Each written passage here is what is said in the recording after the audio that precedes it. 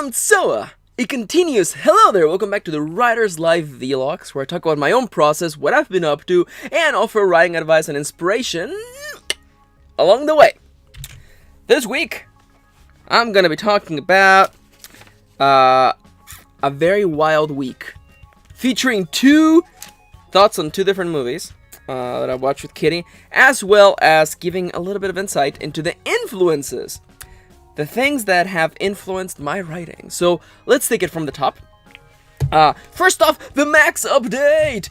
If you haven't watched the previous video, you should go watch it, because I talk about how I finally finished. I finished the first draft of a novel. It's been a tough year, really tough year, and it's hard. Writing's been really hard, but I did it. I pushed through, and it feels great. I talked way more about it in the other video, so I'm not gonna dwell much on that here, because heaven knows I can ramble, and this video is probably gonna be long enough as it is, so I'm gonna leave it at that. What else have I been doing this week? Fan!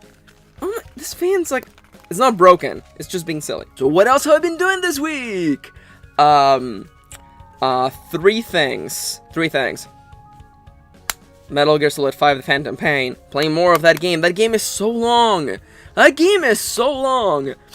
The other night, I did that mission. That mission that I thought, is it mission 14? I think it's mission 14.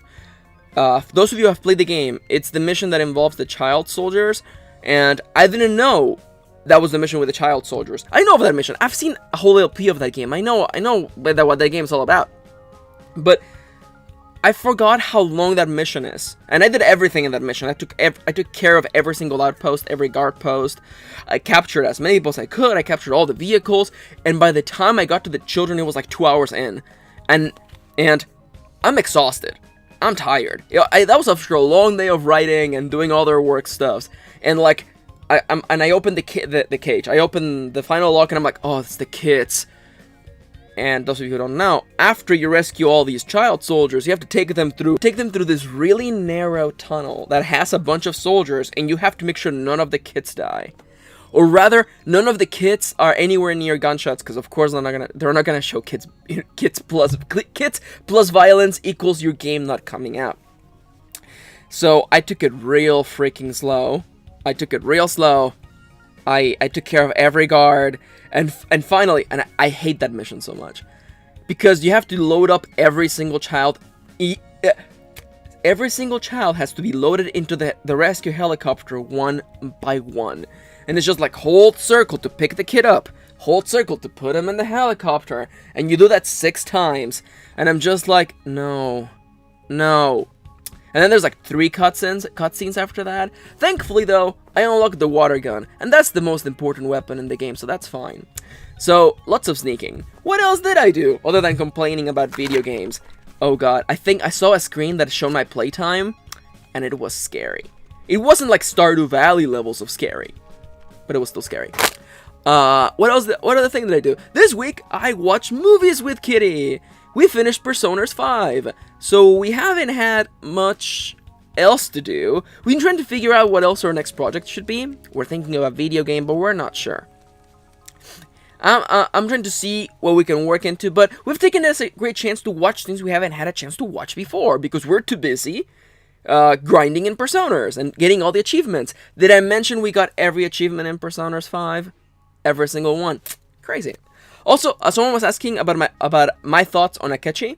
By the time this goes up live, there should be on the Dango Duo channel, my other channel with Kitty, there should be a spoiler cast where we talk everything Persona 5. We go into great detail on why Akechi's Social Link event number 4 is one of the best storytelling moments in the history of everything. It's not, it's actually terrible. That may be the worst moment in the entire game. It may be, or, okay. Some of the fanservice bits are really bad, but that may be the worst written moment in the entire game. That's the moment where I'm just like, who was checking the script? This makes no sense. Anyhow, Kitty and I watched the movie recently. We watched the live-action Beauty and the Beast movie.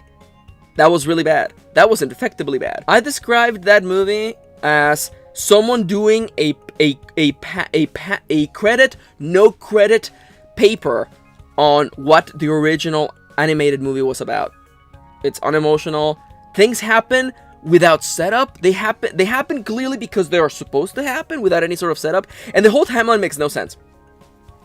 The castle is supposed to be 5 days away, except it's not, except it is, except it's not. Very confusing. Not very well written, that movie. Also, the CGI is kind of like... And Sir Ian McKellen has like nothing. He's in this movie, and he's nothing. And then there's also Obi-Wan, or the guy who played Obi-Wan Kenobi in the prequels. He does pretty good as Luminaire. The Be Our Guest song goes on for way too long.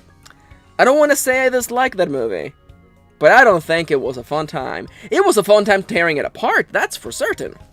Also, okay, I'm never gonna get a chance to say this anywhere else. Okay, I grew up watching Disney, as did all of us. There's Disney movies I like, there's Disney movies I'm not particularly fond of. The older Disney movies have really, really slow pacing. It kills me. I can't stand The Jungle Book. It's too slow. It's so slow.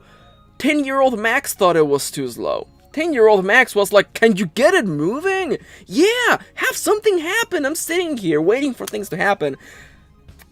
The one thing I cannot stand in the Beauty and the Beast remake is how much they rely on the main theme of the movie.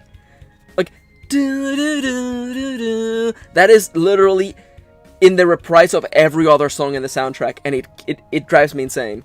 Anyhow, we also watched Rogue One, Star Wars Rogue One. Kitty has only seen the prequels. I know. So we thought, okay, let's have you actually watching the rest of the movies. And we thought, well, there's really no better time for her to watch Rogue One, so she watched Rogue One. That movie has flaws related to the fact that it's a prequel, and that actually really doesn't encapsulate how I feel about prequels. I actually really dislike prequels, mostly because they can't advance the story forward, and you just know. Hopefully this is not a spoiler for a movie from a year ago, at this point, but prequels that introduce new characters that don't show up later in the story, that's like basically introducing someone like, on a timer, this character is probably gonna die. Let's be real. And that's kind of the reality of Rogue One. And I don't think the writing is bad. I think the writing is really solid. It's a perfect B+ writing, because people like Kitty and I, or Kitty could guess what the next line was gonna be. Because the movie, of course, establishes things and then introduces them later on. It's a very, not by the numbers, but it's a very solid story. And it's, for people like us, who know stories, it's pretty predictable. You know, the line, X is built on hope, became kind of a slight joke between us. And it's predictable. And that's not necessarily a bad thing. It's just us, behind the curtain, knowing how stories work. Also, darn, it's hot today. I was gonna go on longer, but I'm dying of heat, and I really want to get to the subject of today's video. So, update over. What did we learn today? I hate Beauty and the Beast, and I think Star Wars is mediocre. That's not true. I actually really appreciate the new Star Wars movies. I really liked... What was the name of episode 7? It was something Hope, wasn't it? Thank you, this embodied voice coming up from the other side of the room. You're welcome. Alright, and now for the main subject of today's video. Influences.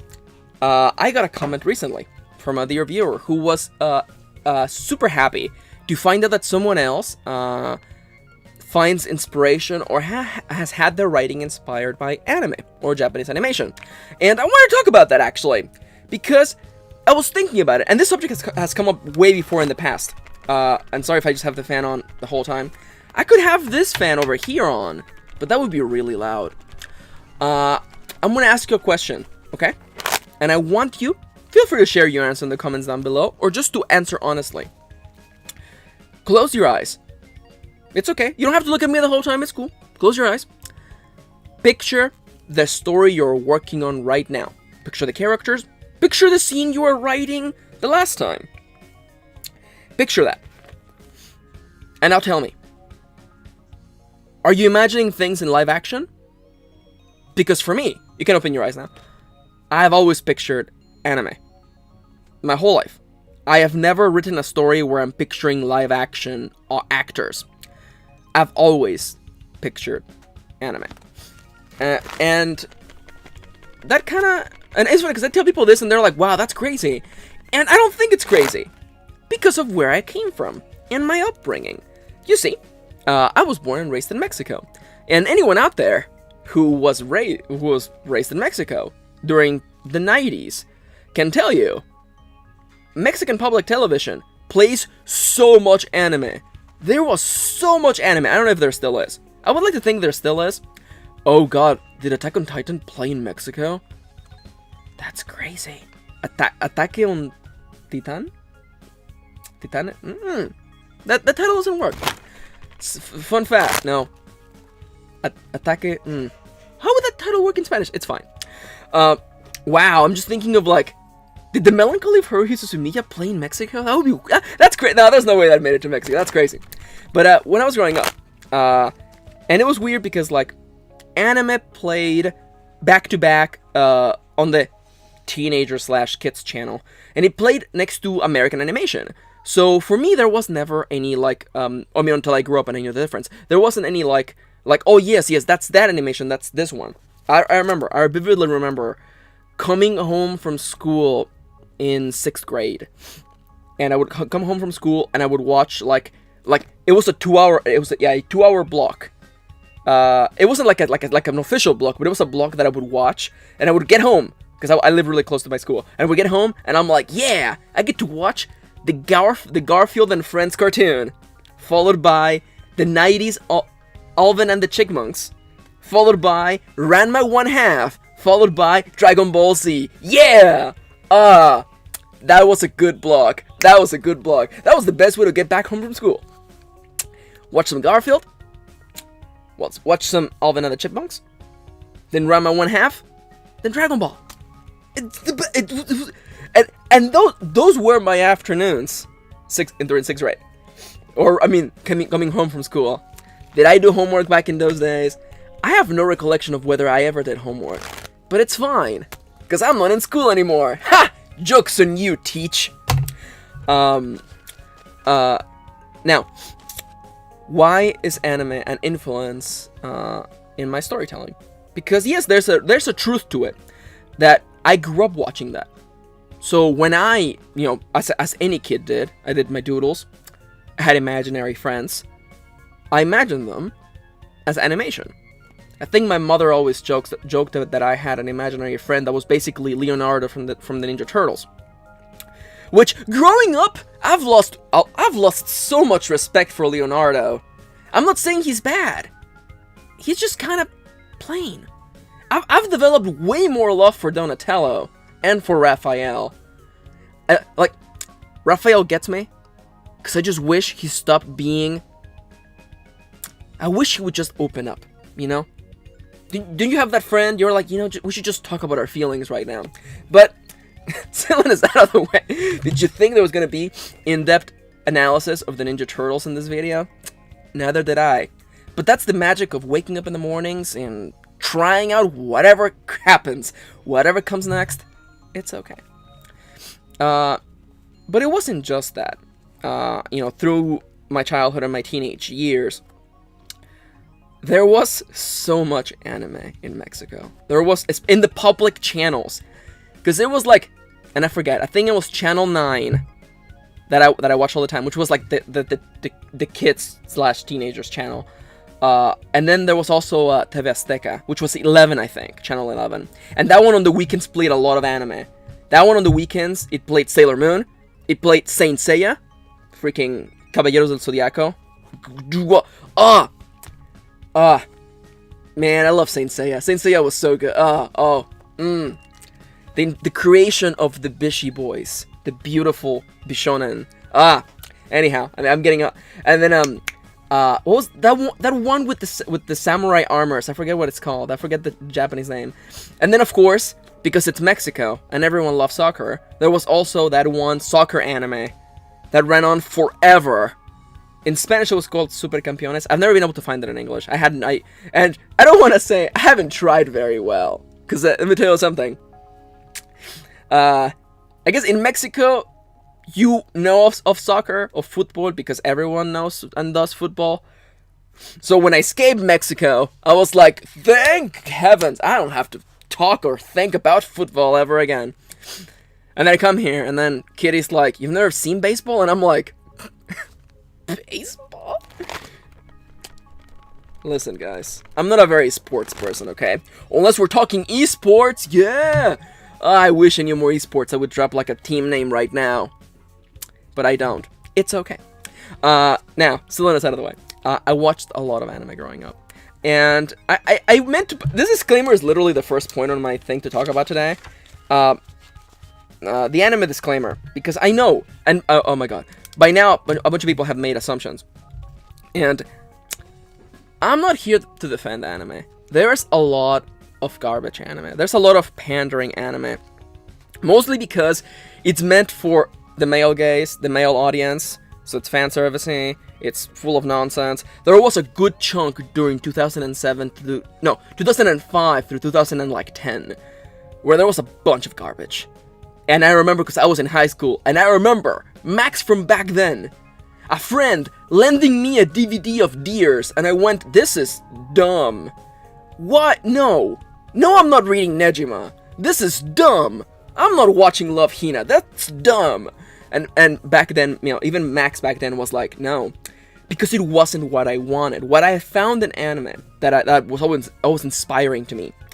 The same thing that I found in Metal Gear was a commitment to the ridiculous. A commitment to the ridiculousness of a world that made it feel even more so real. And now to get super real with you. That thing resonated with me strongly, the commitment to an idea. Is the reason why I love anime like Ranma 1/2, which is literally an anime revolving around people whose bodies change depending on whether they're doused in cold or hot water. And it's silly, and it's also about martial arts, it's weird. But it committed itself to that, and no one ever turned to the camera and said, whoa, what's happening here? This is not what happens. What happens to your bits when you go from this form to this form? No one ever asks that. Everyone commits to it. It is an Alice in Wonderland kind of situation without Alice, where the ridiculousness of the Tea Party makes sense because no one questions it. It feels magical, it feels real, it feels tangible because no one questions it. And it felt stronger for me because I grew up in Mexico. I grew up in one of those places where magical realism and stories about magical realism were taught in school. And I read stories from Carlos Fuentes, Jorge Luis Borges, Gabriel Garcia Marquez, people who wrote magical realism. Stories that were weird, bizarre, and no one in that story questions it. In 100 Years of Solitude, no one questions the fact that there may or may not be a curse where children are born with pig's tails. No one questions that. No one questions the fact that the father is trying to be an alchemist and failing at it, and no one questions it. There is this idea of magic, of the unreal in the real world, and no one questions it. And anime is a lot like that. At least good anime is. Anime that focuses in storytelling and commits to the storytelling, as opposed to pandering, or fan service, or tropes. The commitment. And that's what I also found in Metal Gear, a commitment to how ridiculous it is. And that's inspiring. Because you know that feeling of sitting down writing and thinking, man, is this dumb? Is this story dumb? Am I writing something really dumb? Are people gonna think it's nonsense? And I've battled that thought my entire life with the reality of the stories I watched growing up. The anime that touched my heart. The stories that were dear to me. That were ridiculous without any resemblance of apology. And that right there, I think, is why when I close my eyes, I see my stories in anime form. That got super real there, huh? Seriously. And I totally get it. I totally get people being like, roll their eyes at anime, and I get that. I get that. There's a lot of anime that's super cringy. And a lot of people who like anime that are also very cringy, and I get that. And I get that. I can be very cringy myself. But there are things out there, stories out there that really grabbed me. And I grew up on that stuff. That's like, I guess, in a way, one other primary part of that. I really did grow up on that stuff. I saw it every day when I got home from school.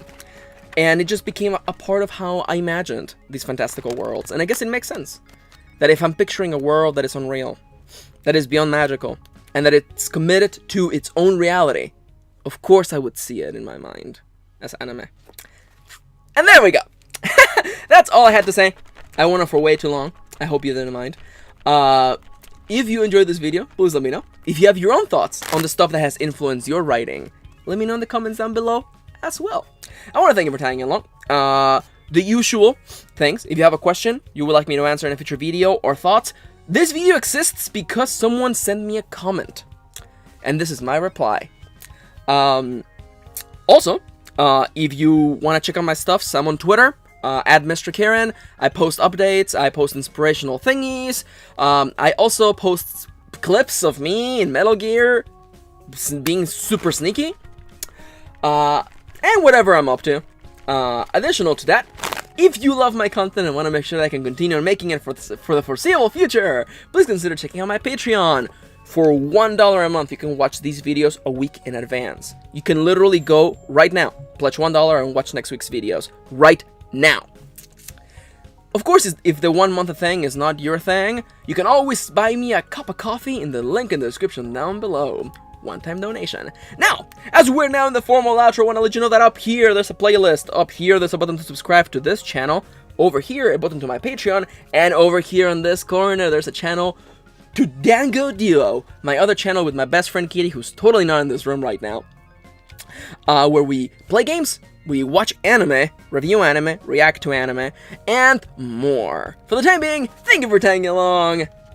I've been Max, your pilot, and until next time.